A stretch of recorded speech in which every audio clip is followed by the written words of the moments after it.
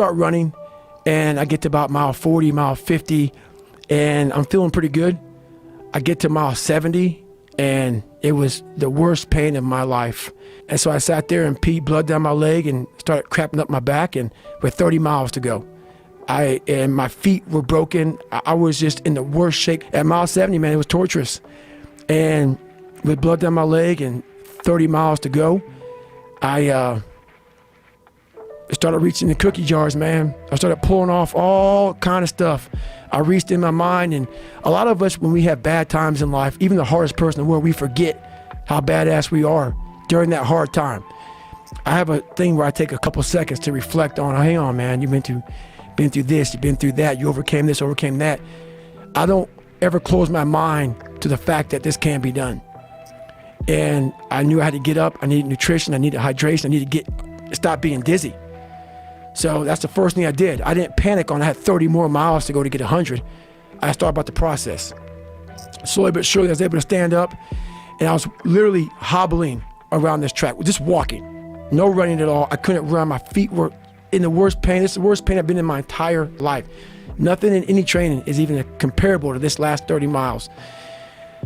And what happened was, my ex-wife looked at me and she's like, man, we agreed I'm not gonna make the time. I was going way too slow. And at that time, at mile 81, something clicked that I'll never probably be able to do again, when my mind, body, spirit, soul, everything just connected. And my mind knew I wasn't fucking around anymore. It knew I wasn't gonna quit. It knew that guy was dead and buried and gone. And I was gonna die out here on this fucking one mile. For whatever reason why, I was gonna get through this motherfucker. I didn't give a damn. It made no, there was no fucking crowds. There was no trophy at the end. I wasn't even in a race in my mind. It was nothing. It wasn't about nothing. There was no nothing. It was a bunch of people who didn't know who the fuck I was. And it was me against me. And I used all these different dark places to start bringing out light and just fucking going deeper and deeper. Ended up running the next 20 miles. I ran 101 miles. And I ran the next 20 miles, at about a 10:30 pace. And I did 101 miles in 18 hours and 56 minutes. Sat back down in that blue porta potty, now my chair that I got from Walmart. And that's when the body realized I was done. And this great feeling came over me, but also the worst pain in my life. That's when I took a humongous shit on myself. Literally like a fucking log up my fucking back. Pissed so much blood down, and my wife she was a nurse. And she was freaked out. I couldn't get up, I couldn't stand up. She backed this Camry on the knoll of the grassy area I was at. And we were both lifters at the time, so she was decently strong. I put my arms around her neck. She got me to the back seat of the car, let the windows down, because I smelled like horrible shit. And I had this poncho on it because it was November in San Diego, so I'm sitting there jackhammering in the back of this car. And she was terrified. I need to get to the doctor, So I said, just take me home. So we lived on the second story or the second deck of this apartment complex in San Diego. I got to the first deck, so I get out of the car and I could stand up, but with my arms around her neck. So I was just leaning down because I was gonna pass out. I got to the first deck, went down, just couldn't stand up anymore.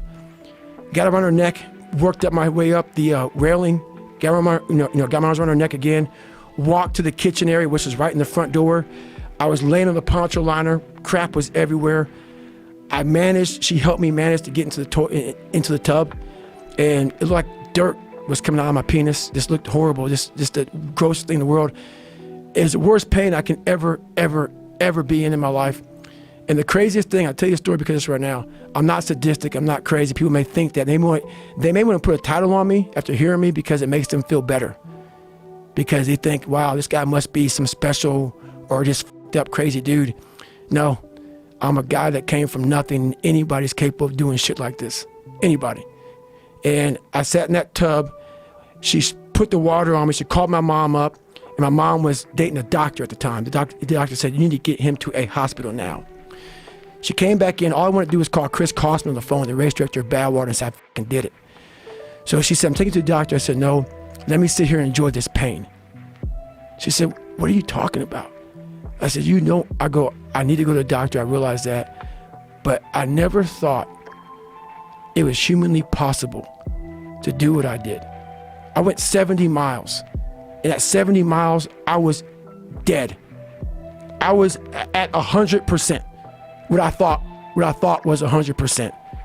I went 31 more miles after being in the worst physical shape I've ever been in my life.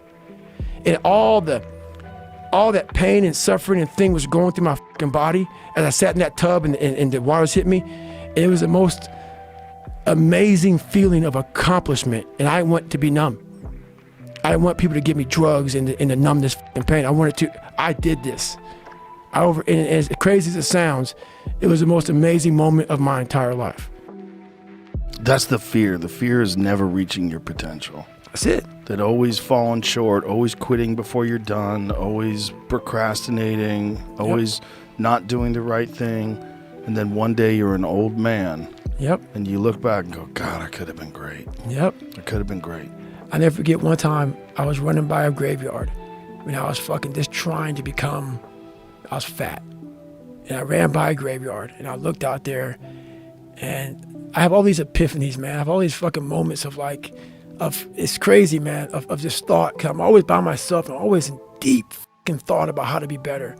And I look out there, I'm like, man, I wonder how many of you motherfuckers in there fucking just are so upset with how you lived your life. And fucking just regret how you lived it. And I'm running a 300-pound man thinking, man, don't fucking die like this, bro. Don't die like this. So people wonder where this shit comes from me. It comes from such deep thought of trying to see what this is all about. What is this life all about? What am I all about? Why am I here? You know, I had to find purpose. And my suffering, it had a purpose. Do you talk to other people that are like you and try to understand if they're going through the same thing? Are they trying to gather knowledge as well? Are they just doing it because they're addicted to runner's high? Are they doing it because they enjoy the challenge? Like, how many people do you talk to that are like you? I've never talked to anyone that, and most people don't even believe what I say half the time, that I do it to fucking gain knowledge and all that shit. I haven't met one that goes out there. People really enjoy a lot of the shit that they do. I don't know many people who can go out and run 240 miles at one time if you don't enjoy it.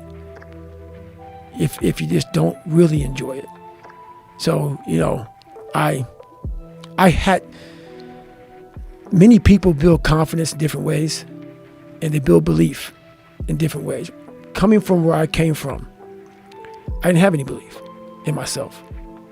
So some people can go read a book and get belief. Some people can go take a yoga class, have good parents.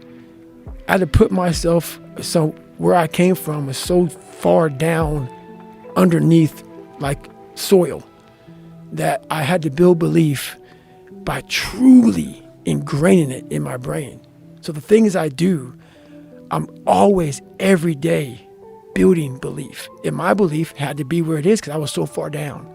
So it may take a 200-mile run for me. It may take a 100-mile run. It may take late nights in the gym. But without belief, you have nothing. And I realized that when I was a young kid, I have no belief. I have to build it. And a 5-mile run didn't do it. I had to push myself to such extremes because I came from, people judge me by not knowing where I came from. So unless you're me and you came from where I came from, I guarantee you wouldn't have made it out. Guarantee it. And I knew that. So my belief comes from going, I had to build it. And that's how I build it, man. I build it by the things I do. It's a choice that people have to make in life. But what's so funny about it is even the richest of rich, who have everything, they always ask me this question. I feel like I'm missing something. I don't feel like I'm missing shit. I don't have what you all have. But you'll never in my life hear me tell you I'm missing something. Everybody is. They're missing this feeling. I found it a long time ago. I found it right there in that willpower thing. When you're nothing, and change yourself into something like me, you call it happiness, peace, whatever the fuck you want to call it, people are missing exactly what went on with David Goggins. Why don't you smile? I do. But I figured something out. That's why you'll never hear me say I'm missing something. I found it years ago. You find it in the suck. You find it in the suck, and you find it repeatedly in the suck, to the point where you know exactly who you are. Most people are missing something because they don't know who they are. They never examine themselves. They've never done this experiment on themselves. The lab rat, we're all lab rats, but you're also the scientist. You create your own self. Most people are missing something because there's so much trapped in there. I don't even want to say potential. I think that's a word used out too much too. There's so much in you that God or wherever the hell you believe in, or if you're an atheist, in you, that you have not unlocked. That you walk around with this gorgeous wife or great husband and all this money. You're like, God, I feel like I'm missing something. Yeah, because it's about 75% of you is still fucking in there. Still chained up. Because you just didn't want to find your willpower. Didn't want to find your soul, your will, your heart, your determination, your guts, your courage. And what that looks like, it looks scary. Like your little scary lab I went in. Scary. To wake up every day and say, I'm stupid, but I want to figure out a way to be smarter. Versus saying, man, I just can't do that. So you limit this box. So your box becomes so small of things you can do. My box wasn't even a box. It was a fucking little pinhole. And then through examining myself, getting some willpower, some courage, it became bigger than this table. But that's what we all do. That's why I wanted to come here today and talk to you about real shit. Not no fucking like hacks. There's no hacks, bro. It's you against you. You against you. And if you misunderstand that, you have a real problem. Real problem. I can understand you misunderstand me running down the street, shirt off, this, no, yeah, I can get it. I get it.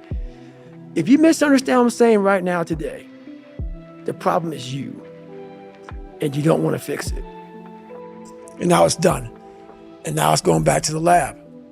So now I go back to firefighting, go back to finding another level of David Goggins. And that's done in quiet areas and finding more of myself, finding these spaces I haven't, discovered yet in my mind. And I really love that about life.